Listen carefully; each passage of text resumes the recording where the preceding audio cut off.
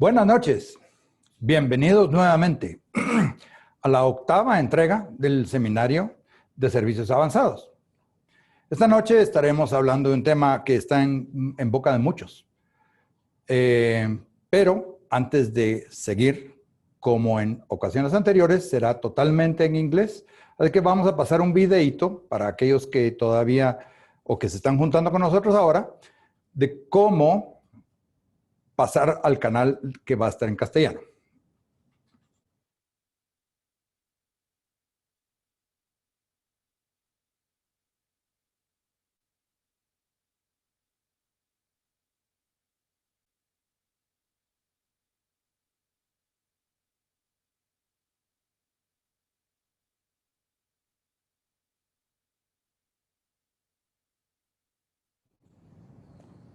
Good evening. Thank you for being with us. Tonight, we'll have a conversation of a word that is in many mouths.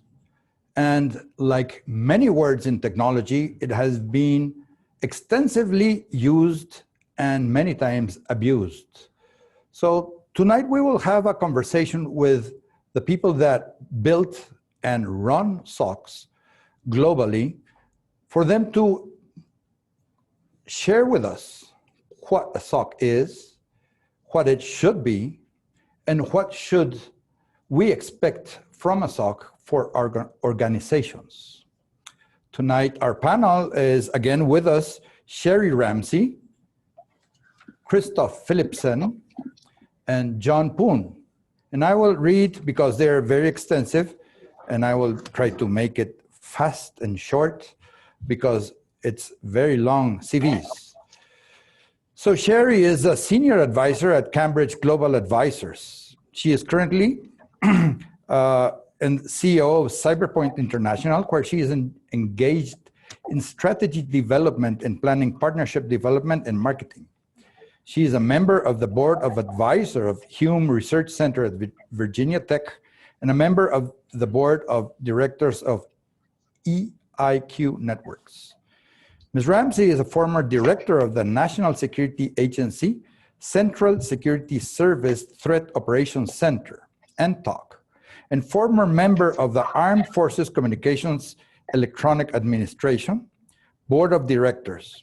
As the NTOC director, she led discovery and characterization of threats to national security systems, providing situational awareness for those threats and coordinating actionable information to counter those threats to the Department of Defense, DHS, FBI.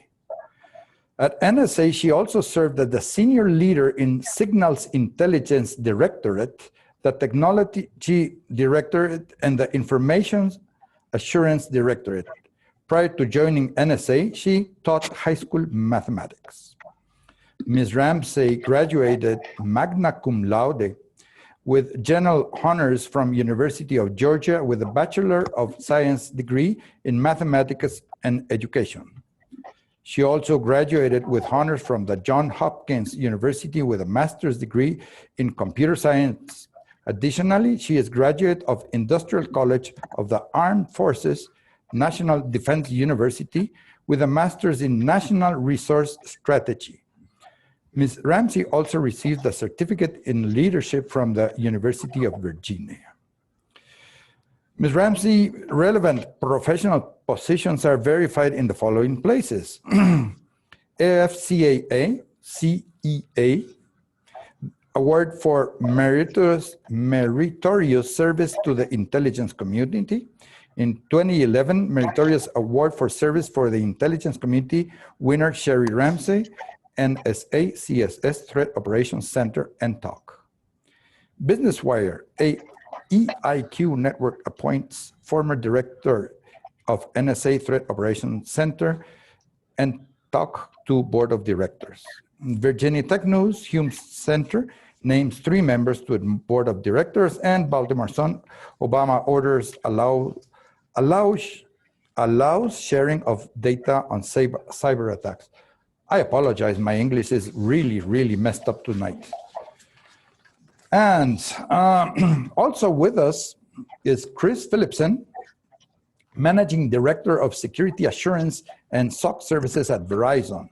He has been with Verizon for 20 years and has held various security consulting and leadership roles. In his current role, Chris leads the global team responsible for solutioning and delivery execution of integrated security programs and SOCs to clients while helping them mature their security ecosystems. He also partners closely with Verizon's internal security organizations and SOCs that keep Verizon global backbone safe. Chris is a strategic visionary to global business leaders and boards of directors to help organizations balance cyber expenditure with actual threats.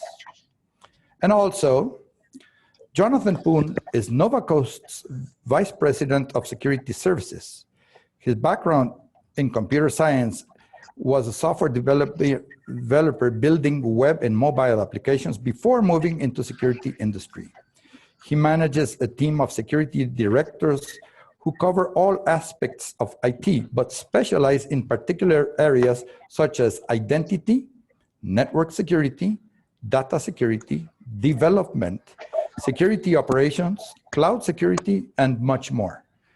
His more than 14 years working in cybersecurity has helped develop security programs and built out SOCs and SOC teams for some of the top global finance groups.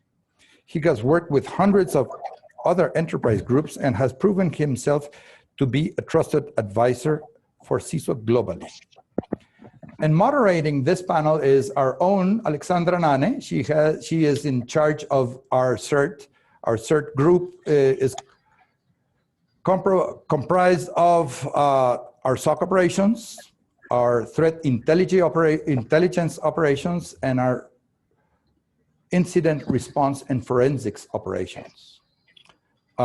So without more, I will leave you to the panel because I am stealing precious time from them. Thank you very much, and I'll see you later. SISAP, Sistemas Aplicativos. Durante este tiempo, hemos incursionado en muchas áreas de la tecnología de la información, liderando el mercado a través de la innovación, calidad y servicio al cliente, ofreciendo los siguientes servicios. Arquitectura.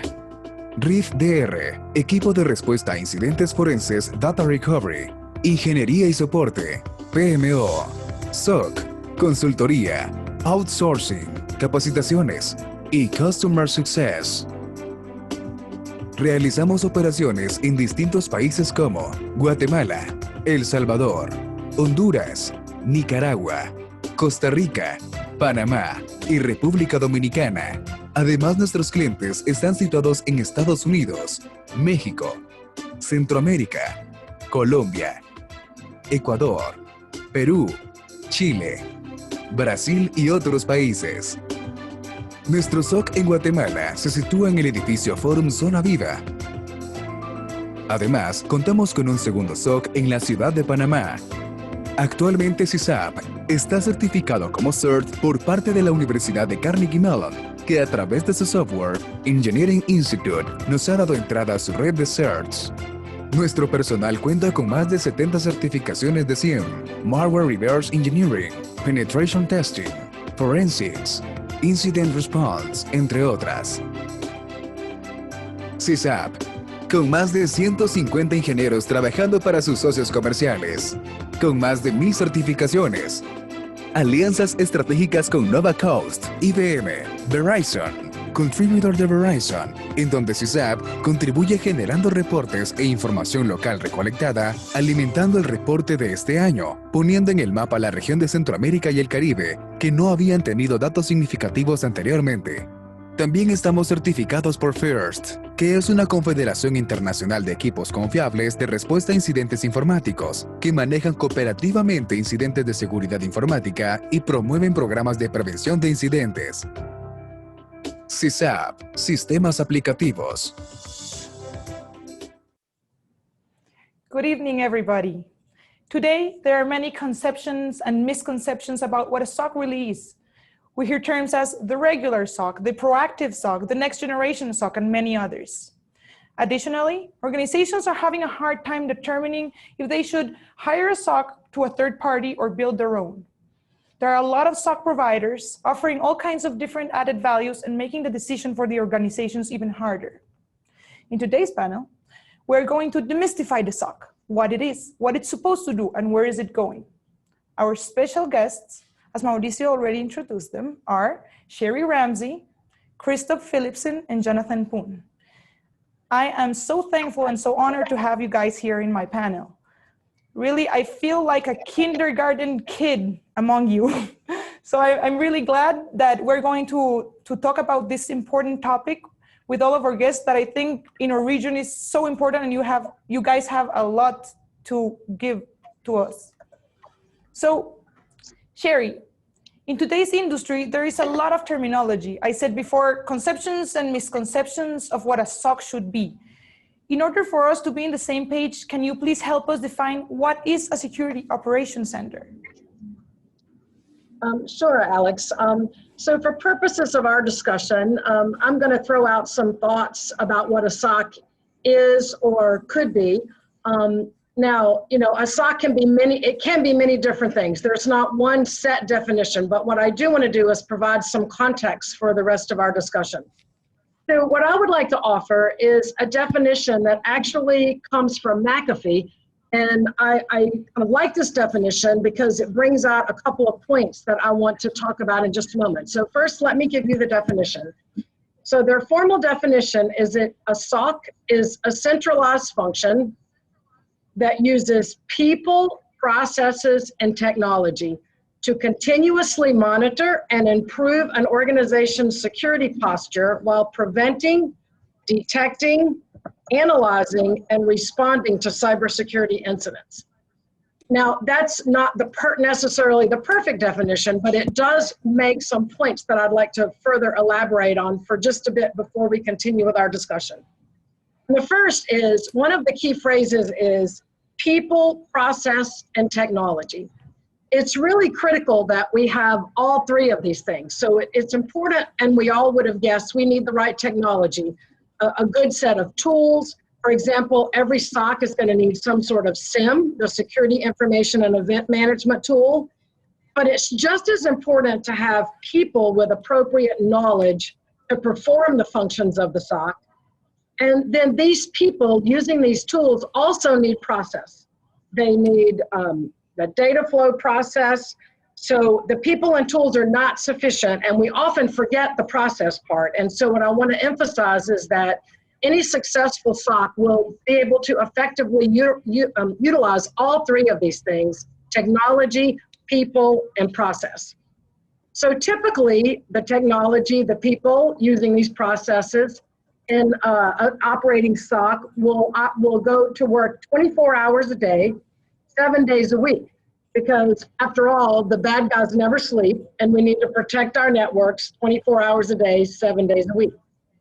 Now let's talk about a few of the functions of a SOC. So McAfee had a number of functions in their definition, but I think at least among the three of us panelists, when we spoke earlier this week and last week, we agreed that there are a number of basic functions that a SOC must perform. The first one is continuous monitoring of the networks. That is so important because you just need to monitor to know what's going on in the networks. And so minimally, you would want to monitor at the perimeter for your edge devices. You would monitor your endpoints, perhaps your security devices, but also it could include your data centers, your data flows, your cloud if you use one, and maybe even your IoT devices. Again, it is some concept, a combination of those devices. And of course, you're not just monitoring, you're monitoring with a purpose. And that is to detect any unusual activity in your network or in your data center. If unusual activity is detected, then the SOC will triage they'll do some initial analysis to triage that activity. That is, they'll make an initial assessment. Is this something that we need to worry about? How serious is it? How bad is it? And then they will have some sort of escalation procedure. Now, and of course, to do this, SOC personnel need a certain amount of knowledge about the networks and the data centers. They need to understand the devices, that is the hardware, the software, and the data flows. So some level of analysis must occur in every SOC in order to do this initial triage. The depth of the analysis, though, I think depends on the SOC personnel and your CONOP and other organizational structures. I mean, there are many SOCs where after this triage is done, this initial analysis and assessment, then the SOC will pass all of that information on to a different organization. So these are the basic functions that a SOC can do. But other functions, perhaps as you get more mature, that the SOC can do would be deeper analysis of the incident, maybe even down to root cause analysis of what happened. They can respond to the incident, or they can manage the response as someone else responds to the incident. They might be able to, they might do vulnerability analysis and vulnerability management. They might direct the recovery and remediation after an incident has happened. They also could potentially direct further security refinements and improvements. And last but not least, the SOC personnel could engage in threat hunting, which we'll talk more about later. So again, just to put it in context, I think the basic idea of a SOC is that it's people, technology, and process. They generally work 24 hours a day, 7 days a week. And of course, they're going to monitor the networks and the data centers with a purpose, that is to detect unusual activity, to do some initial analysis, triage that activity, and then make an escalation decision as to what happens after that.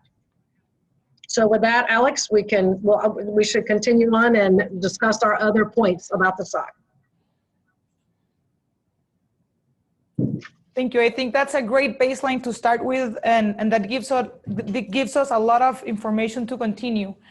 So, Chris, one of the main functions of the SOC, as Sherry mentioned, is monitoring and detecting incidents. However, some companies hire SOC services and they say that they keep having security incidents. We have a lot of clients, and we've seen a lot of that. So would you tell us, why do you think this happens? Yeah, and that's a really good question, Alex. And I think, a couple of things here, right? So I think a common misconception is across the board that a SOC will have visibility and can see all of your events across all of your devices, across all of your networks. And I think Sherry made a very good point earlier in terms of there's some basic functions that the SOC will do typically across any type of SOC environment. But key in that is really the charter of the SOC, the mission statement. What is a SOC and what is it not? And kind of understanding that and understanding what the scope of the SOC is also allows us to understand what it can and cannot detect. I think in many cases, and we're always talking about kind of the unknown unknowns, right? The devices that you don't know that you have out there on the network.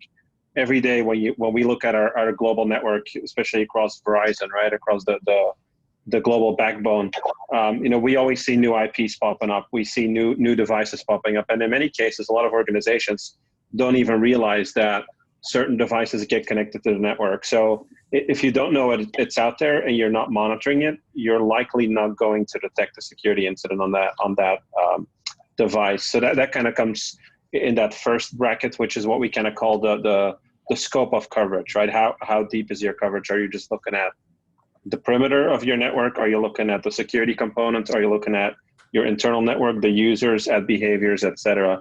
As you mature your security operations capabilities, you'll be able to detect a lot more of that. But initially, you'll not necessarily have the full breadth of capability. So that's kind of your scope. And then you kind of got to look at your vectors as well, right? So, one of the key things there is the MITRE attack framework. I'm sure this has probably been mentioned on the conference here a few times already, but the MITRE attack framework is one of the key references that allows us to map attack patterns, and really understanding those and putting the right use cases in place that your SOC will go and monitor, detect on, and flag are really key, because you really cannot put use cases in place for every single scenario, because that would take up too much resources and it would be very very challenging to manage and to life cycle that, right? So some of the gaps that exist in that space as to defining what the right use cases are, how they're applicable to you, and oftentimes we'll see this, right? We'll see organizations that are maybe manufacturing organizations that apply rules that are really specific to financial services, and while they might have very good rates of return and detection in financial services, they don't in manufacturing because they're totally different environments, right? So those are some of the other things.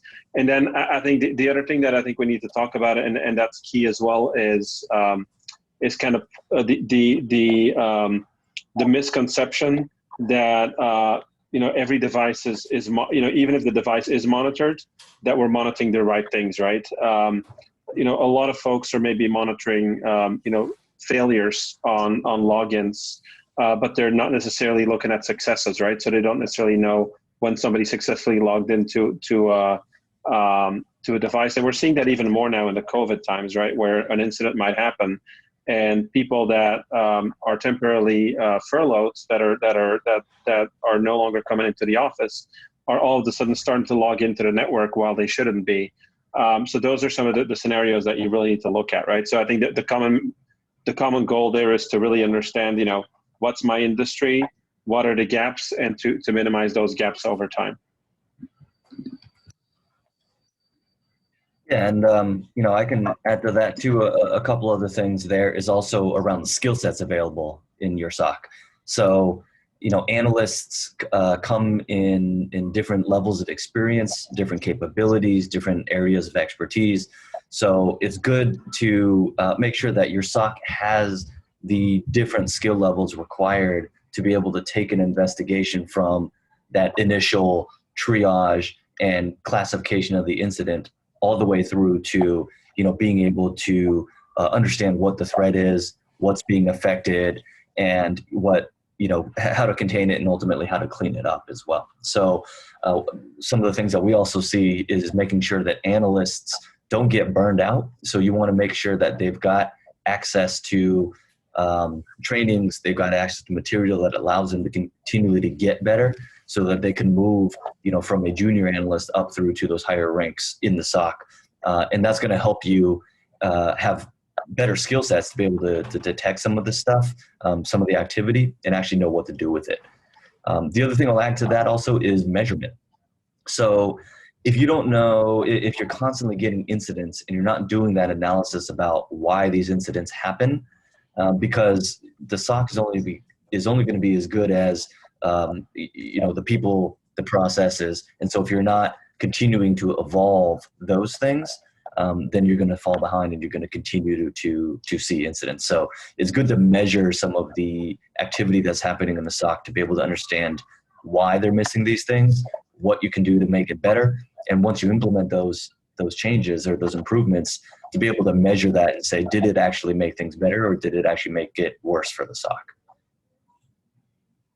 Okay, thank you, John. So I will. Go ahead. Yeah, Sorry, I will add. I was going to say I will add to that. Yes, there will probably always be some sort of incident, but to try to ensure that your SOC personnel are looking in the right place, and to minimize the amount of ground that they have to cover, one thing that's really important and is so basic is make your networks as secure as possible. So follow some sort of standards like the Center for Internet Security's 20 controls. There are others. I happen to think that's probably one of the better ones, but take the time to try to make, and it's basically not sexy, it's good network hygiene. But if you try to take the time to make your networks as secure as possible, then what you've done is reduce the attack surface. You've given your SOC personnel less to look for, if you will, because you've made it harder for a bad guy to hack into your networks, to break into your networks. And so that's the way to increase the odds of success for your SOC and keeping your network safe, is to try to make your network as secure as possible to start with. Thank you, Sherry. Yeah, no, So that's a good point too. Oh yeah, go ahead. No, go ahead, John. I'm sorry. No, I was just going to make a comment. To go off of that, I mean, I think it's like 3 of those controls in the very first 5 there, right, are related to just simply good hygiene, right? Good hygiene in terms of understanding what exists on the network, and then keeping those assets patched, especially the ones that you can control. I think if you had fully patched systems across the board, those are really, really difficult to attack. I mean, nearly impossible, right? I mean, you have 0 days are pretty much the only way that that's going to happen. And the other way is going to be misconfiguration, right? Somebody left a server misconfigured and it was accessible, to an attacker. So, I mean, if you can get those 2 things under control, it reduces that attack surface significantly.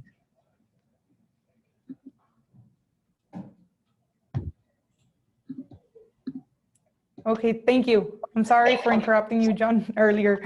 No. I want to focus a little bit more on visibility in something that is growing every day more, and it's cloud services. So how would you set up your SOC for success in the changing environment of the business in the cloud? Mm-hmm. So I would say, and this is a topic that comes up every day nowadays, right? I think, everybody's moving towards the cloud or has moved towards the cloud in one capacity or the other, except for in certain industries where that's still specifically a challenge, especially with the global pandemic currently. A lot of us are relying on cloud services and being able to get, avoid hairpinning of data and get that information to the users and to the employees of our companies as quickly as we can, right? So that we're shortening the path. That brings with it some additional security challenges, right? Because the traditional security models where we're monitoring our networks and our perimeter are now expanded and extended to cloud providers, right? Whether it's Amazon, AWS, whether it's Google, whether it's Azure or IBM Cloud or potentially other cloud providers. You need to be able to have a strategy in place. And I think that the core and the center is that it starts with a cloud security strategy, not focused, not necessarily on only monitoring and detection, but also on end-to-end hygiene, right? Kind of the point that John was making earlier. Understand what controls are available to you and secure that environment as best as possible. Rely on things like cloud security access controls, CASB, additional cloud security layers that you can feed into your security operations center. One of the things that always scare a lot of ours and a lot of folks around the globe is that when you're looking at clouds, you're bringing in a lot of data potentially, because there's a lot of data being generated in your cloud workloads, and you need to be able to bring that into your SIM platform or your monitoring platform for analysis. And a lot of cloud providers have started implementing policies or have used policies in the past whereby you're charging for every gigabyte or megabyte that you're pulling out of the cloud. So that has historically caused a lot of challenges, because a lot of companies said, I'm not going to send all this data back, even if it's security relevant, because it's just costing me a lot of money to do so.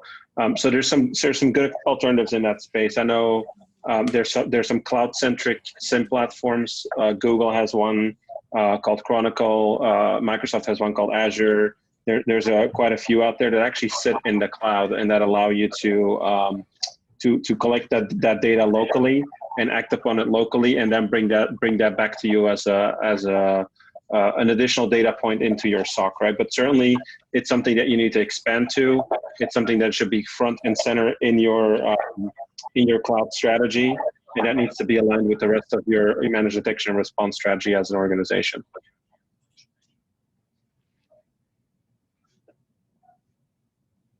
Thank you, Chris. Okay, so I think that was a really great answer, and something that we are not focusing a lot of attention to in the cloud strategy. But another thing that we hear a lot is the terms that I mentioned before about the proactive SOC or next generation SOC. But when all of you guys were talking about the SOC, we were talking about monitoring or being the eyes of what is happening right now or what has happened. So John, wouldn't this make it reactive by nature? Yeah, I mean, so most SOCs operate around tooling, right? So, if you think about your network or your IT environment, you've got logs that are being produced by the different systems, the different applications, as people or as the business interacts and runs. And all that information has to get collected, right? And in the security space, there's going to be a whole nother set of tools that are deployed in the environment that basically are logging very specific types of threats. So you have file integrity monitoring tools that are looking for changes to files or file systems. You've got other tooling for proxies that are detecting where different systems or users are communicating to. We've got antivirus platforms. We've got EDR tools. I mean, there's all kinds of stuff out there. So all this stuff generates even more log data. And for an analyst to be effective, they have to look at all of that. And that typically happens in that set. So the analysts, again, if you think about the volume, especially in today's networks, it's way too much information for somebody to manually look through, right? So a lot of these platforms will have correlation engines in them, alerting the analyst so that the analyst knows when there's something that requires their attention. Now, that I think by nature makes it reactive because you're looking at information from stuff that has already happened. And then once it is brought to your attention, to the analyst's attention, they're then acting on that. So yeah, I would say that it is reactive by nature for the most part.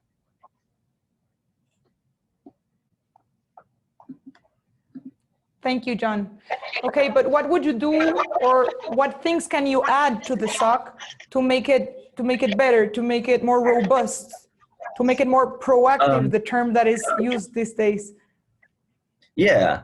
So, I mean, I think there's a lot of tooling that goes around the environment that can help the SOC be a little bit more predictive, right? So similar to how system administrators, right, they have system monitoring tools that tell them when a disk is starting to fill up on a server, right? It doesn't tell you after it's happened, right? It's going to tell you as you get to 80%, 90%, 95% full. Those data points are being logged and monitored so that there's some prior warning to that activity, to that event. So I think SOCs can do a lot using the same process. You want to get I mean, we talked about MITRE framework earlier, right? So if you look at the life cycle of an attack, right, there's a certain amount of reconnaissance, there's a certain amount of activity that's going to happen in the network that is leading up to the point where they've gained, access, or they've compromised credentials, or they've now stolen information, or they're, taking systems down. So you can see some of those warning signs leading up to it. And, that allows the SOC to take a certain amount of action to be able to basically stop the attack. So I don't know if you guys have heard of the cyber kill chain, right, but it does exactly that. Everything has to go right for an attacker all along that entire chain of activity in order for them to successfully compromise something. So as long as you can detect activity, even in some of the later stages of that, as you can take actions to block transmissions, you can black hole communication, you can isolate hosts off the network, you can kill processes, right? There's a lot that you can do to proactively stop something. And then on the flip side of that is you can also leverage intelligence. So, understanding what attackers or attack groups are using from tool sets, from, again, MITRE being brought up. So there's techniques and tactics that happen either as part of a particular group or part of a particular type of attack. So you can leverage that information to be more proactive in being able to detect the attack earlier and earlier in the life cycle, and then being able to do something to break that chain, right, to be able to stop the attack. And I think another thing I'll add to that also is, you start looking at things like machine learning, right, or artificial intelligence that's going to apply models to activity. So you start to learn what's normal communication in your network. You learn what's normal behavior for individual users or applications, and you can model that stuff. And so then, when something abnormal happens, those kinds of things start to bubble up, and I kind of view those as early warning systems as well, similar to, again, a server running out of memory or filling up disk space. Mm-hmm. Yeah, and I want to just maybe add to that and certainly agree with the points that John's making here. I think the journey from reactive over proactive to predictive is something that as an organization over time you want to get to, right? And there's some There's some shortcuts that you can use as an organization to get there. And that's, there's, you talked about technology, John, and I think you talked about, machine learning, applying some of those algorithms, applying threat intelligence. But on the other side, it's also about the reactionary force, right? Being able to, detect something and then being able to react to it quickly, leveraging things like SOAR, security orchestration, automated response, will really allow you to automate some of the playbooks that may be manual right now, right? So being able to categorize those high confidence events, maybe those ongoing ransomware threats, those ongoing websites that might be harboring malware, and starting to block those in an automated fashion based upon a certain criterion. I think those things are clearly a lot smoother if you can implement those in a way that they provide you a quick return on investment. And by that, we talked about measurements earlier. That means, being able to detect quickly, respond and eradicate very quickly, and avoid things like exfiltration of data, or avoid things like further compromise or further spread and lateral movement within the network.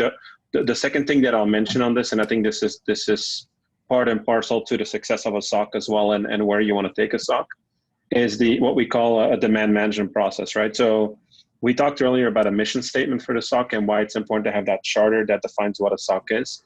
But it's also very important to define how to interface with a SOC, because every time when a SOC is up and running, there's new capabilities, right? There's organizations that would like to use the SIM to come up with fraud detection systems, or to use the SIM for specific reports around privileged access monitoring that aren't necessarily directly related to security detection, but more maybe compliance. So how do you go ahead and balance those, right? So I think it's important as an organization that you define that security demand management process specific to the SOC, so that you're not having to manage 100 different requests at the same time, and that your SOC can continue being effective, right? Because otherwise you'll see some regression in that over time as you mature your capabilities.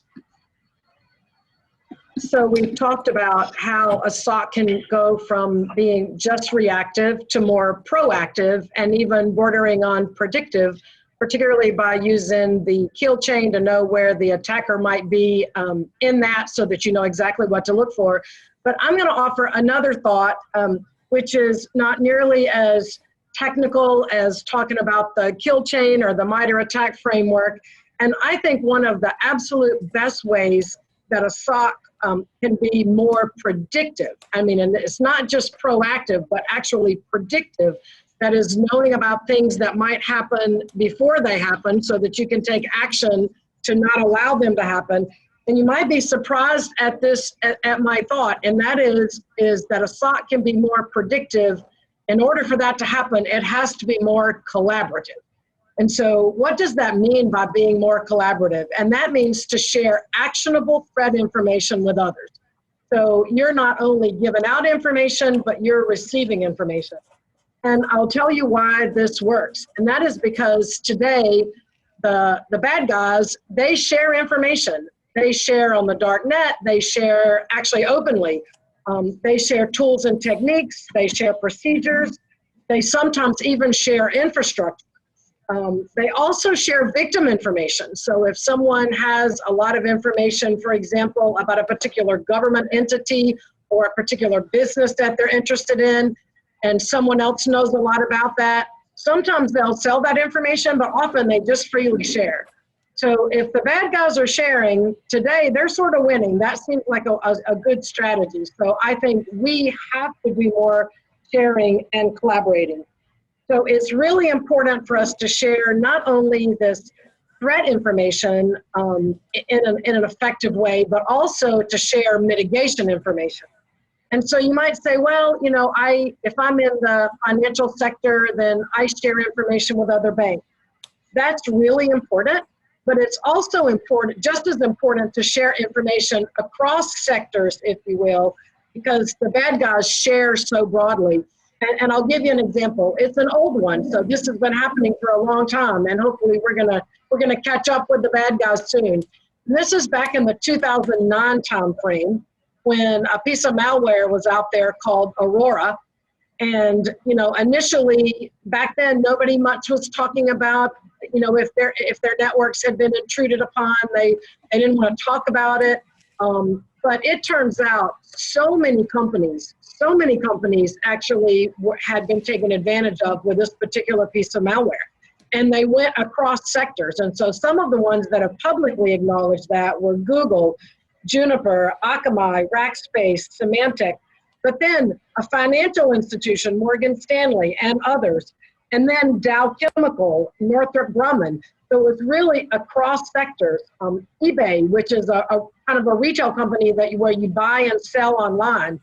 And, you know, I was talking to the CISO at eBay at the time, and he basically said, if eBay can't convince its customers, you know, that it can protect their personal information and their credit card information, then they will basically go out of business.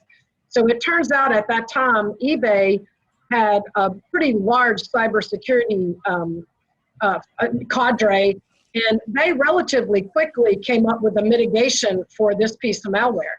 But at the time, they didn't share it with anyone. There was no mechanism to do that. So nobody else had the mitigation, or companies over and over again were reinventing the mitigation. That takes time, it takes money, and we just don't have that. So we see the same malware, not just within a sector like government, financial, or healthcare, but we see the same malware used across all of these sectors and others. And often we see them used by different groups. So you can't just say this particular group, you know, is using this piece of malware. So to be proactive and even predictive, we really have to collaborate and share. Now, we have to share actionable information. It doesn't just do us any good to say, hey, you know, our networks got hacked into. So it has to be actionable and as timely as possible. So if you develop a mitigation for something, please share it, because we're all part of this larger network. And every one of us this whole network is only as strong as the weakest link on the network, and we're all part of that. So, you know, I've talked about that we really need to collaborate and share this timely threat information and including mitigations, but how do we do that? Well, today, unlike 2009, we actually have a number of ways to do that. We just have to take advantage of those. So the first way that I'll talk about is please use your CERT. I think every country on the globe now has a CERT organization, and I think this should be part of their charter is clearinghouse for this information. So it's a great place that you can report this information and they can share that back out to other constituents. This is really valuable and it can be very timely. In the US, we have something, and actually other countries, so I think Canada, India, and the European Union has something that we call iSAC, Information and Analysis Centers. And those also provide a central reserve for gathering this threat information and mitigation information, and then sharing that back out. Now today, the iSACs are usually organized around a vertical or some sector of critical infrastructure. But at least then here in the US, we have something called the National Council of iSACs, because now that we know this information needs to be shared across the verticals, across the critical infrastructure. Our iSACs include things like financial services, aviation, electricity, healthcare, elections, maritime, oil and gas. The list goes on and on. Now, I can't tell you that these all work like a well-honed machine, that they're very quick, they're very effective, but I think they are a good start to the sharing of information. And then, of course, there are now there are companies that have started to spring up that this is their business, this is their mission, is sharing, is they provide a service in sharing this information and sharing the mitigation information. Of course, they do this for a fee. But there are a number of companies that now that support this sharing of information. There's also some free services that you can take advantage of to get a context and be aware of what's going on. And one of those is called the CyberWire. And that's an independent service. And what they try to do is provide concise, accessible, and relevant cybersecurity news. So sort of to set the context for what's going on across the globe. They put it out every day during the week and on the weekend, and so you can often get some heads up and understanding about what kind of threats are happening, what kind of malware has been discovered, and then you can go off and find some more information about that. You can get it delivered right to your inbox via email.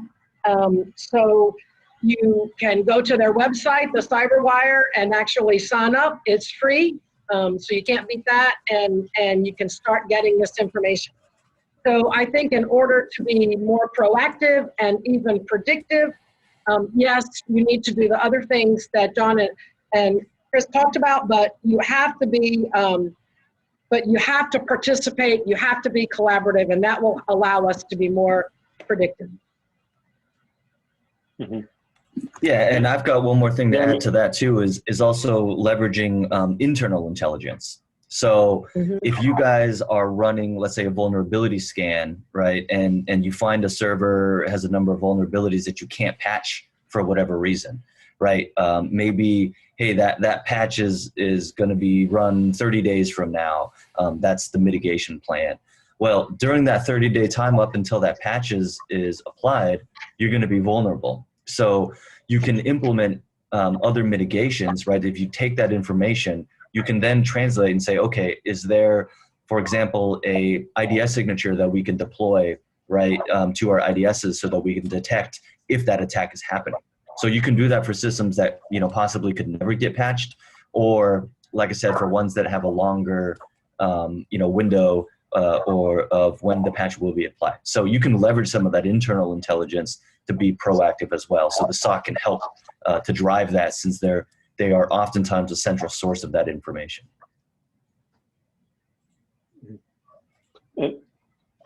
Yeah, maybe to add just one more point to that, right? I think, you know, the points made by Sherry and John here are excellent. And I think that the sharing of information is key. I would say from an information sharing perspective, if you look at the attacks and the investigations that a lot of organizations do out there, the interconnectedness of the attacks is really something that's very key, right? What we're seeing a lot is that there's maybe one specific client that gets impacted, but then if you follow the breadcrumb back to that attacker, they're also attacking other peers of yours in maybe finance or even other industries, right? So to the earlier point of sharing that information early on will really allow you to have a good view there. And that from an internal intelligence perspective, so absolutely, right? I think those things are key. In addition to that, I would also encourage you to partner closely with the business. If there's upcoming product launches, if there's upcoming you know, earnings reports, things like that, those are key targets for information. A lot of folks want to get that information because they can get financial gain out of that. So partner very closely around those times to do enhanced monitoring in the cadence and the temporal view of your business as well. Because we do know that there's ebbs and flows in the type of attacks that we're seeing in the you know, in the global security ecosystem. So it's important to be in tune of what's happening in your own business, how strategic decisions may happen and when they may happen, and how that may impact an adversary from trying to attack you as an organization or try and exploit certain campaigns that you have, right? And we're seeing it now with COVID, right? The threat landscape's changed. The attackers are changing their pattern, right? Eventually, we'll go back to a new normal state, but then, you know, the attack patterns will shift, right? So it's important as security professionals and practitioners that we're closely aligned with the business and our key partners there to make sure that we have the necessary controls in place to help them support and achieve their business objectives. Thank you, guys. Now that you mentioned COVID, I would really like to know, and I think everybody wants to know, what changes have you seen in the patterns now that you were mentioning? What have you seen different from a deliveries point of view and from the attackers? What difference have you seen, or what impacts have you seen in the COVID-19 era? So maybe I'm happy to go first on that one. So from a delivery perspective, right? So the SOCs in any setup, they should be developed or designed to be redundant in the way that they operate, right? So that means that they can operate in remote capabilities, remote capacities. In most cases, they can operate remotely. There may be certain SOCs, depending on whether you're, you know, a government or a specific sector, where you have to be on site because of data confidentiality and the data not leaving a specific site. But typically, you know, it's kind of been business as usual, right? You connect in remotely. You obviously have to, you know, you have to be concerned about connectivity back to your SOC, back to your data center. that's where kind of the cloud SIEM platforms are really neat and really cool, because you can access them really from anywhere you are, right? As long as you have that two-factor authentication set up. From a threat and an adversary perspective, so it's certainly very interesting, right? I think we've seen a couple of things, both on a opportunistic as well as on a targeted attack perspective, right? So certainly any organizations that are involved in any type of research around COVID, whether you're a pharmaceutical, whether you're a hospital system, a healthcare provider, or government logistics agency, et cetera, we've seen tremendous specific attacks to the point of nation-state level attacks against those entities using zero-day exploits. We've also seen specific attacks against industries that are heavily hit by COVID. Just think about the hospitality industry, things like hotels, restaurants, airlines, et cetera, that have seen significant drops in business and that have had to unfortunately reduce their workforce. They've also had to reduce their workforce in terms of security, in terms of IT, et cetera, which has led to lapses, right? So attackers know that and they'll try and go after that. So that's a little bit from a targeted perspective. From an opportunistic perspective, we've seen a lot of specific phishing attacks related to COVID, vaccine, get registered for testing, things like that, that are either phishing campaigns or that are credential harvesting, which has become kind of the new type of a gold that that some of the attackers are after. Because with a lot of folks moving to the clouds, everybody uses credentials to log into those cloud applications, right? So if they can get your credentials and use those against your online Office 365 environment or your corporate SAP environment or whatever it may be, those credentials are worth a lot more in COVID days than they are in pre-COVID days, because everybody's remote and has to connect back to either the mothership at the enterprise or to the cloud, right? And then just a few trends that we've seen from an observation perspective, right? So two main things. I think number one is that a lot of folks move towards clouds, and in doing so, they had to move very quickly as a result of COVID. So they didn't necessarily put in place all of the security controls, all of the due diligence that they would normally put in place when they go and implement security systems and cloud systems. So as a result of that, there's unsecured cloud buckets, there's some misconfigurations, and there's less monitoring and control on that, right? So certainly from an incident perspective, we're seeing an upward trend in terms of cloud-borne incidents. The second aspect is furloughed employees, right? So these are kind of the employees that have temporarily left their jobs and that will be returning to the company maybe 6, 8, 12 months down the road because of their demands not there for their job there to be there right now. But in many cases, organizations have not shut off those accounts. Those accounts are still active.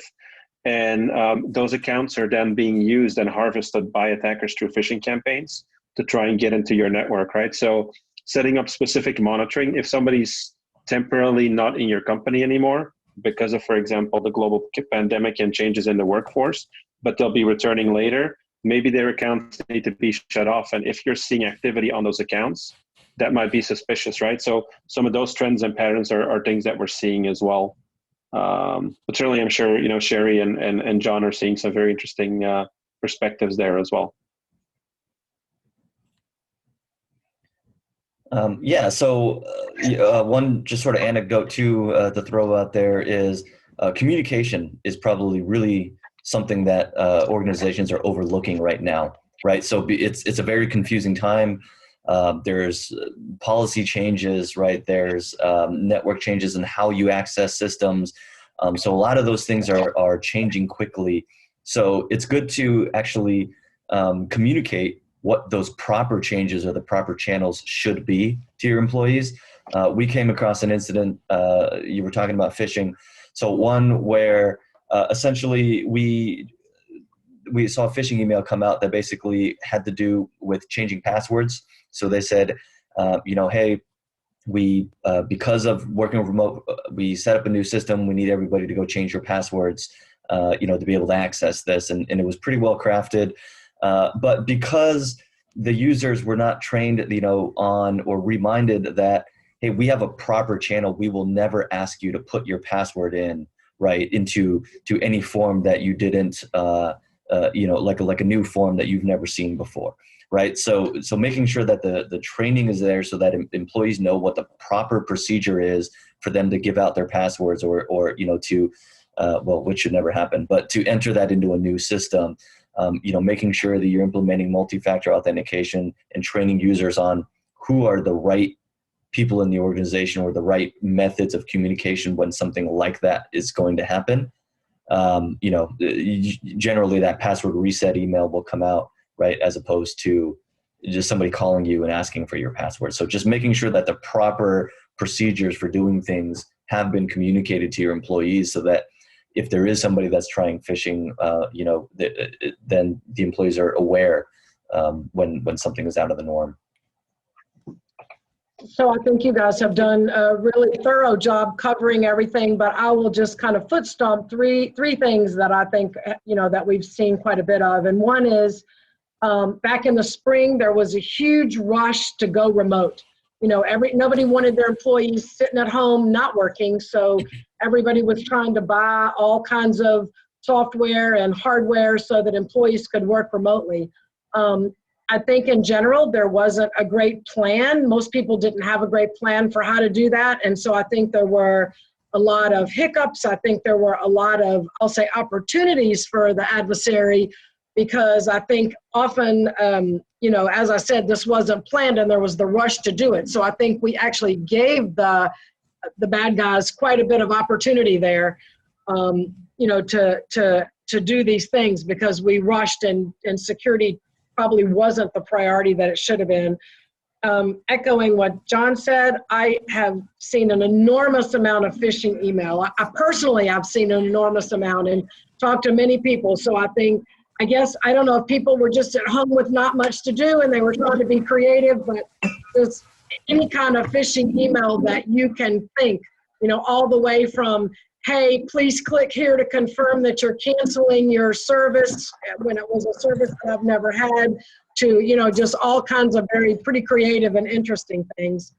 And then I guess, the last point that Chris made earlier was, a huge influx. There's always been a pretty good amount of activity against, research organizations, and that's any kind of hot topic, but I think a huge amount of activity against pharmaceutical companies, against any sort of educational institution that was doing any sort of research on COVID or the vaccine. And, we understand the reason for that is because, there's money involved. The first to get to market with a vaccine, obviously is going to make a lot of money. And so I think that was kind of the impetus behind that. But hopefully something like this will not ever happen again. But if it does, I'm hoping that we'll be better prepared from having now gone through this and seen the consequences.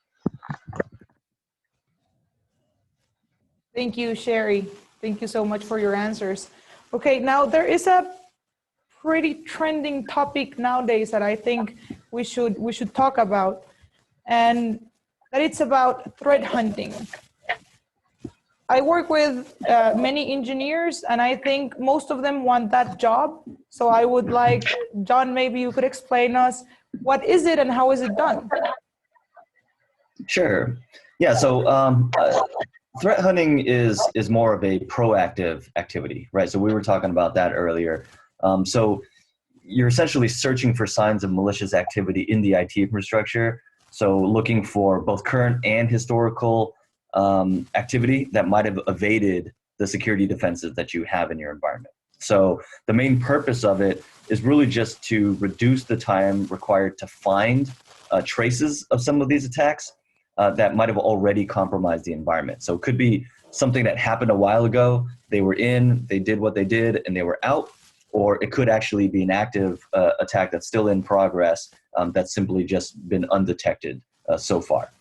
And so the identification, right, the purpose of the hunt is really to identify gaps in the visibility that you have between your tooling and what your SOC can see or what your analysts can see.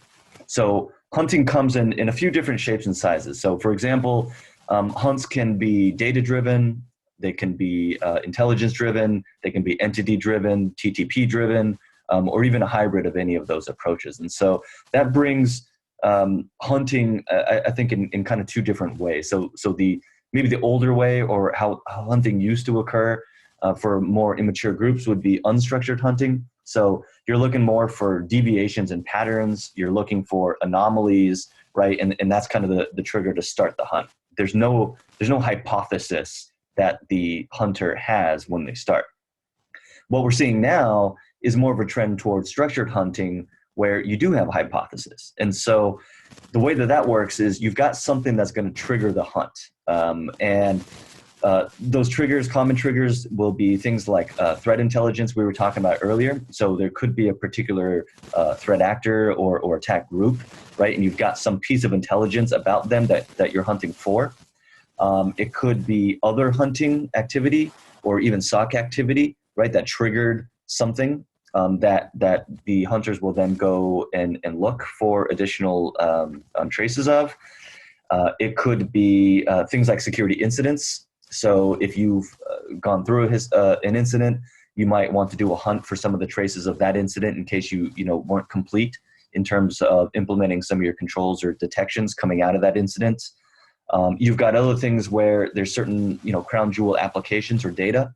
So those systems or those applications or those data sets, you might then trigger hunts based on those surrounding the systems or again applications and data that you're hunting for. So those triggers will typically initiate the hunt, and the hunters will then create an abstract out of that, right? So what do we want to hunt for? How do we detect that? And that typically gets defined and then refined throughout the hunt. So they're going to be looking for artifacts that will enrich the investigation, to maybe contribute or alter the hypothesis. There's going to be different data sources that need to be looked at that will contribute to those particular hunts.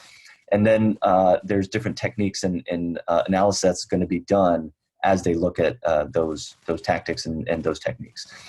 So then the hunter will then, of course, run it, and that typically occurs with a number of tools. EDR tools are very common. You can hunt with log sources, so some people will leverage the SIM and use that as a hunting tool. But typically, EDR tool is something that you can actively query some of your systems or applications. So example of some of that information would be things like registry keys or values, stuff like process hashes, things like that are running on a system, right? Things that aren't necessarily logged and recorded to your SIM. So I think between the log data in your SIM, between proactive query tools, things like EDR tools are very common for it. And then also they will typically have some sort of IOC or Intel repository that they're going to leverage. So as they find traces of stuff, as they find artifacts, they need to be able to sort and add that to the hunt so that they can analyze it. And then at the very end of that, if they detect stuff, there's typically some sort of a document or a findings brief that goes out. So that stuff will get handed over to either the teams have to go clean it up. It may be handed back to the SOC like we were talking to, so that they can implement further detections. It might go into security teams for them to implement mitigations. But typically, the hunts are structured in that way at this point. And I would like to tie that back to the whole concept of collaboration, because as John was talking about, I think we've learned, yes, we did start out with unstructured hunts where you had to know your network, it was just very arduous. But if you can start with some sort of information, and often you maybe have gotten this through some sort of collaboration with your CERT, or you've read about something in something like the CyberWire, or you've been talking to one of your partners. If you can collaborate so that you can start your structured hunt with as much information as possible. And as John was talking about, depending upon what you find, you can document that information in something that we call a playbook. And again, collaboration comes in, because if every single company has to go out, or every single government agency has to go out and redo the hunt on their own over and over again, making some of the same mistakes, maybe missing some things. But if you can create this playbook and then everyone can continue to add to that playbook and we can share it, then I think we have a much better chance of finding the bad activity that's in our network and then coming up with a way to mitigate that activity. Yeah, and maybe one additional thing to add to that from my perspective, right? And I think these are all very valid points, and I think collaboration is key, especially with your internal stakeholders and your internal partners, right? I think hunting for specific things that are proprietary to your organization, the type of data that adversaries might be after are also good indicators. What I would also say is that, and I think, John kind of alluded to this as well when he was talking about, you've got that report, what do you do with it, right? What are kind of the next steps is to also leverage some of this for red team, blue team, and kind of purple team exercises, right? Whereby you would do a test and you would actually make sure that the SOC is properly detecting it, right? And it kind of starts, it's a process whereby you want to make sure that you have the right logs, because in many cases, the logs aren't even there, they're not even turned on. If they're turned on, are they correctly flowing to the SIM platform? If they're correctly going to the SIM platform, are they being correlated? Is there rules in place? If there's rules in place, are they properly being parsed, and are they properly prioritized and analyzed by the SOC? And then finally, are they properly responded to, escalated, and handled by the SOC as well, right? So I think threat hunting has additional capabilities and additional functions that really allow you to test the vectors, not only of potentially the things that you're not looking at, but also the effectiveness of the controls and the processes, people, and technology that you have in place today and that you're relying on every day. Yeah, and oftentimes threat hunters, it's a pretty advanced skill set too. So, this it's not typically done by your analysts, like your standard analysts. A lot of these, the threat hunters have, long careers. They've spent, decades as system administrators. They have a really good understanding of how the different systems operate. They understand, what applications, what artifacts are there. They understand how malware works. They're constantly researching all the new variants of particular malware. They have to be able to understand the groups and keep updated on what those groups, like if you operate in retail, for example, right, you need to know and stay up to date on what are the groups that typically attack retail. What are they doing? What type of tools do they use? What kind of data are they after? So those things will help to inform the hunter to better, to be able to do their job that much better. So yeah, typically are very high, senior level resources. Okay, thank you. So I have one last question, and then I have a few questions from the participants. But a lot of the services you can do in-house, or you can outsource to a third party, but there is always some expenditures that you have to do. You have to spend money to get a good SOC or to get good security. So how would you balance the expenditure and the risk to justify the investment to the upper management? Mm-hmm. Yeah. So I would say, as with anything, and this is a very good point, right? As with anything in business, right? The investment needs to be worth the return on the investment, right? So it needs to be commensurate to the risk. So if you're looking at investing in a SOC, which, by the way, the SOC should not be your only security strategy. It should be part of your overall security strategy, but it's certainly an important component because it's going to be potentially, detective, reactive, proactive, and predictive, right? So as you're building that case for upper management, it's important that you lay out, what your threats are as an organization, understand those threats, and understand what happens if those threats materialize, and what the potential impact to your organization is, whether that be reputational, whether that be regulatory, whether that would be financial or other.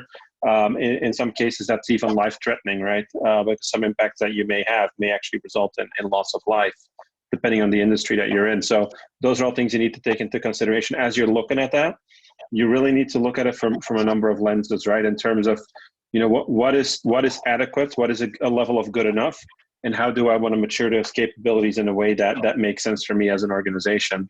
And so there's some really good data points out there around data breaches, what kind of breaches are occurring in what industries, what the impacts are, what type of financial impact there is, right? But when you're going to build the case for your upper management, it's important to take all those factors into consideration, and not only talk about the fact that you've stopped an attack or that you've been able to stop X amount of attacks. It's really talking about what is the value, what is the so what to me as an organization.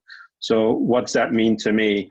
Was I able to keep my business up and running as opposed to potentially have the business go down for X amount of time? Was I able to avoid a regulatory fine? Because in many cases, when there's an exposure, you may have to pay regulatory fines to your regulatory agency. Or was I able to protect IP, confidential intellectual property, from leaving the organization, which in turn could have resulted in potentially millions of dollars or millions of your local currency being at risk if somebody else can build your product quicker or go to market quicker than you can, right? So putting it in those terms for your management, tying it back to financial terms, and really talking about anecdotes, right? What you've seen out there in the industry, and pretty much every industry has examples of breaches, right? Whether it's pharmaceutical, whether it's healthcare, whether it's government, whether it's financial utility. There's good examples out there about what happens, what worked, what didn't work. I certainly think that the Verizon data breach report is a great source for that. And I certainly would encourage you to look at that, but I would also encourage you to look at other sources to make up and build that business case, right? Because it needs to be compelling, and it really needs to fit in your model from really balancing the expenditure, right? Is the expenditure really worth the investment and the risk reduction? So I agree. I think it's absolutely about making the case of trying to quantify the risk and balancing that with the amount of money that you're going to spend. I think it's important that each entity identify what's critical to it, because what's critical to this government agency is maybe completely different to what's critical to this company or what's critical to this other company over here in a different industry. So I think it's really important to do that. I absolutely agree. I think the Verizon breach report is an excellent source. But another thing that you might want to use is the NIST framework. The NIST framework was originally created for critical infrastructure in the United States to be able to measure their risk and understand, what they would need to do to try to minimize that risk. But it's really, it's been revised several times. So it's actually gotten much easier to use.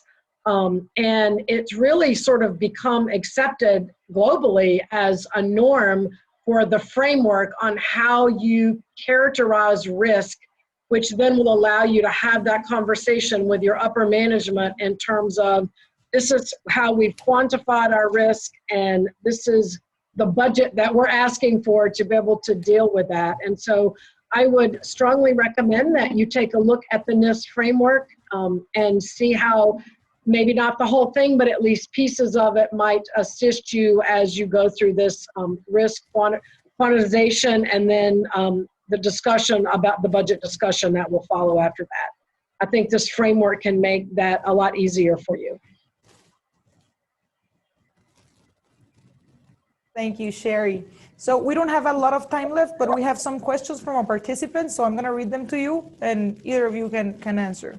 So the first question we have is, have SOCs been breached? Has corruption or organized crime infiltrated on SOCs? And if yes, how to solve these problems?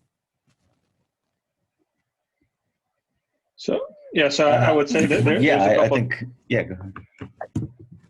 Go ahead, Chris. No, I was going to say I think you need to look at this. I think the insider threat problem, because that's kind of what it comes down to, right? Having an insider that's potentially corrupt exists within every single organization. It's a problem that every organization has to deal with. Some organizations have more strict policies than others. Think about government with counter espionage and counterintelligence operations. But in large organizations that are managed security service providers, there has been in the past, specific breaches because they have access to so many customer networks, right? if you're just thinking about the level of effort for an attacker, if you can break into one managed security service provider, you can potentially pivot into hundreds, if not thousands, of their customers globally, which is a scary thing, both from a customer perspective as well as from a service provider perspective. That's why, as a service provider, you almost have the fiduciary responsibility, much like a bank, to protect your money. You have the responsibility to protect your assets from potential threats, right? So strong insider threat programs are key. Being able to do proper screening of individuals, and also do the cycling in and out of individuals, right? Have different teams do cycling around the clock, do kind of 4 eyes testing, do different tests, which really allow you as an organization to get more confidence around that. And certainly, encourage your customers also to use some external sources to test your environment and to test your service providers, right? That really provide that external validation that makes it a less partial problem as well. Thank you. Sherry, maybe you could answer this one. Should the SOC be under the responsibility of IT department or under CISO? Oh, yes, the age-old question. I have seen it work both ways, and I have seen it not be successful in both ways. So I think it really, just depends. Now, I personally believe that, that because the IT department is so intimately involved in, the establishment of the network, the security of the network, the running of the network, the defending of the network. I personally think that it all should be in one organization. So the IT department, the SOC, as well as the CISO. But I have seen it work in different organizations, in all kinds of machinations. And so I think it really just depends on, your culture in your organization and the structure of your organization. And quite frankly, even the personnel in your organization to see the best way and the best fit to make it work for you.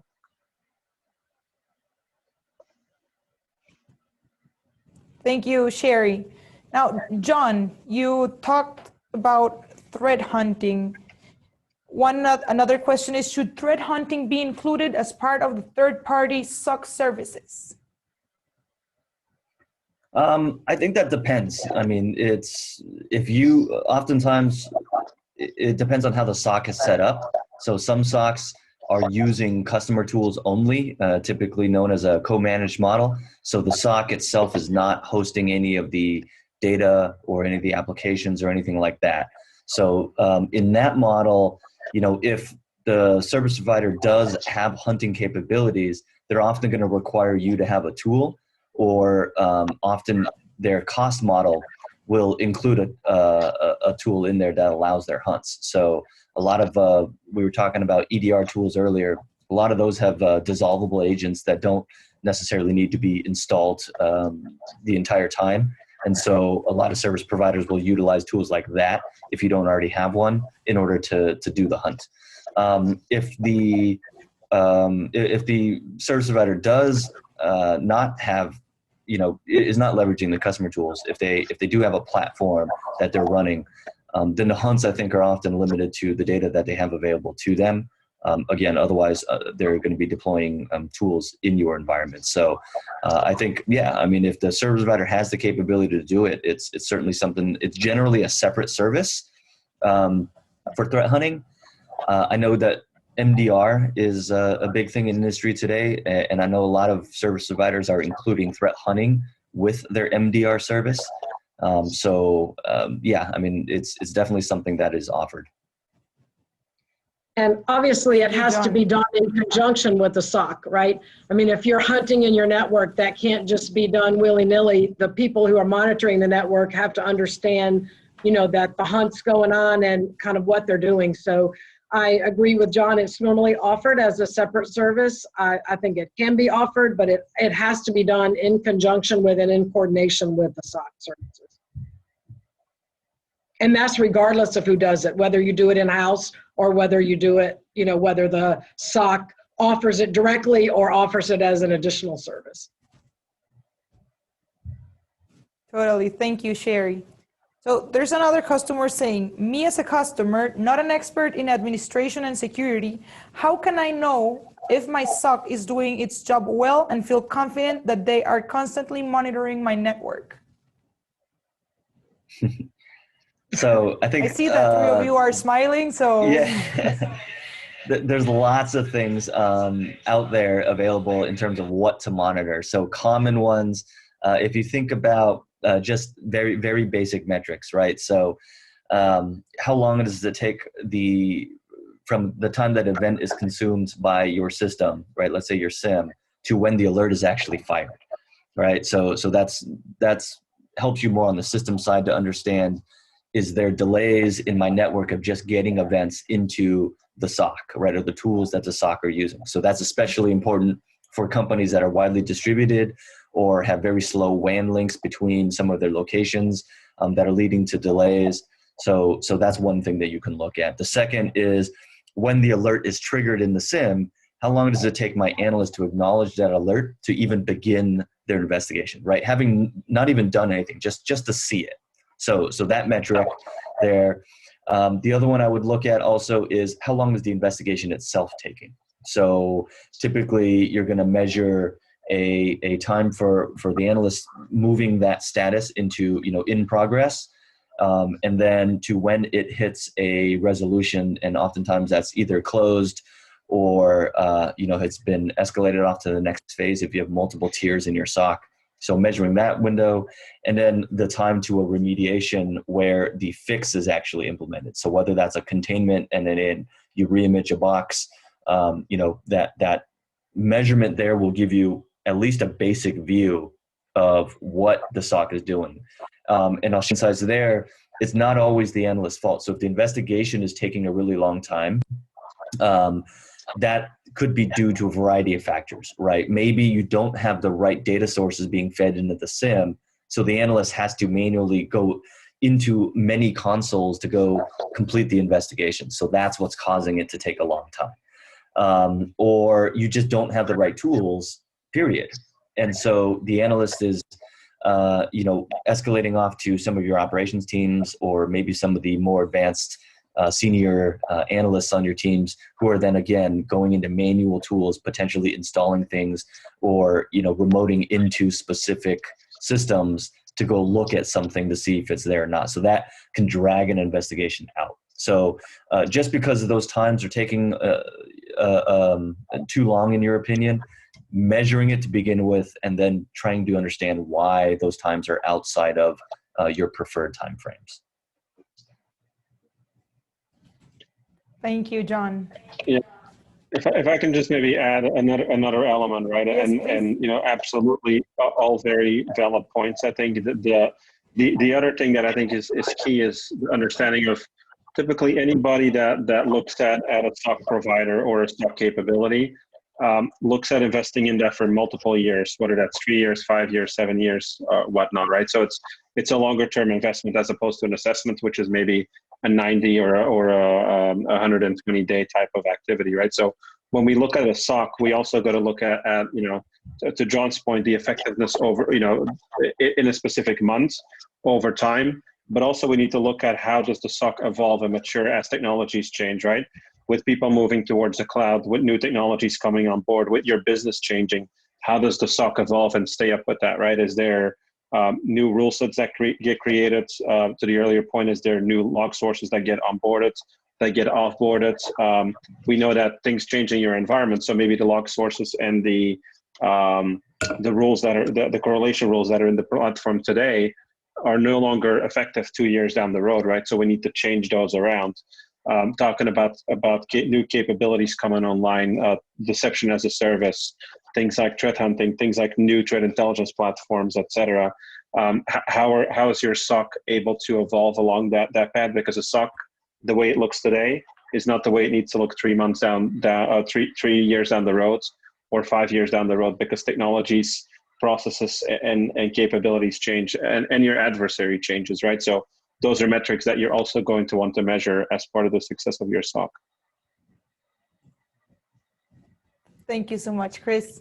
So the last question we have from, our audience, Sherry, I think I would like for you to answer this one is, should an organization have the right to audit a third-party SOC?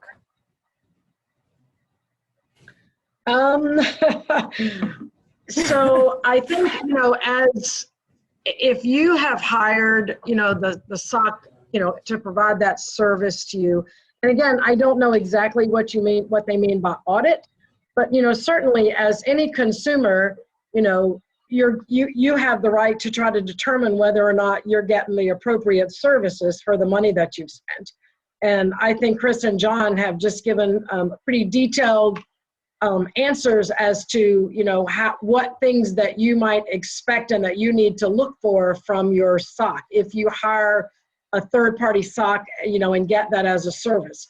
So if audit means, the things that they talked about, that you measure how long it takes to respond, that you measure, all of these different things, then I think the answer is absolutely. You're not doing your own self-credit and not doing a very good job, if you're not always doing that and looking to see how they respond.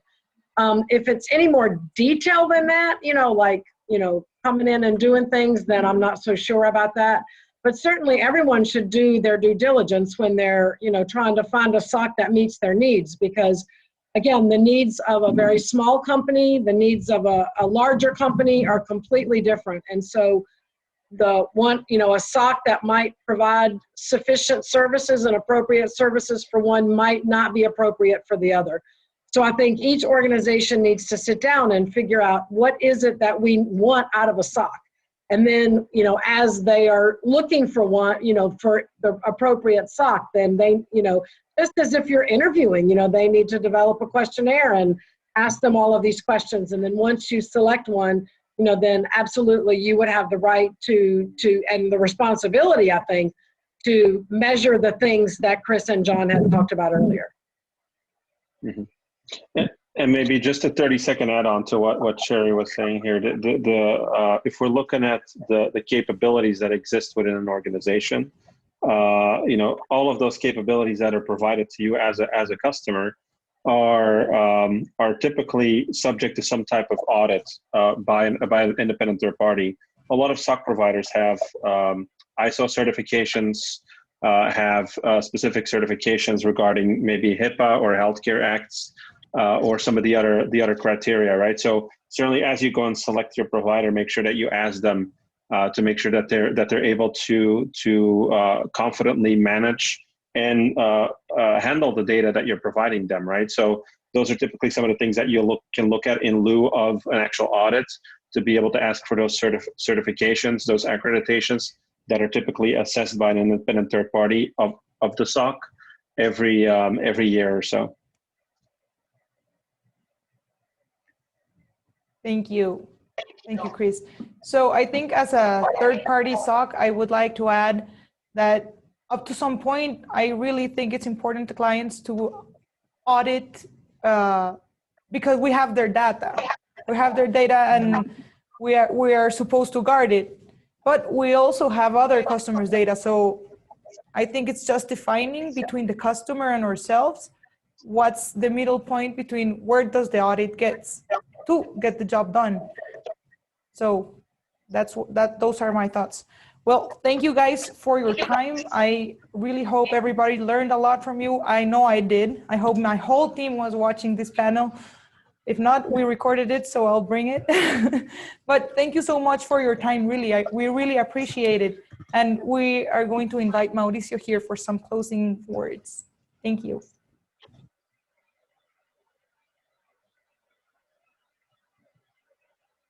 Connected. Thank you very much, Sherry, John, and Chris. Really, it has been very educational for everybody.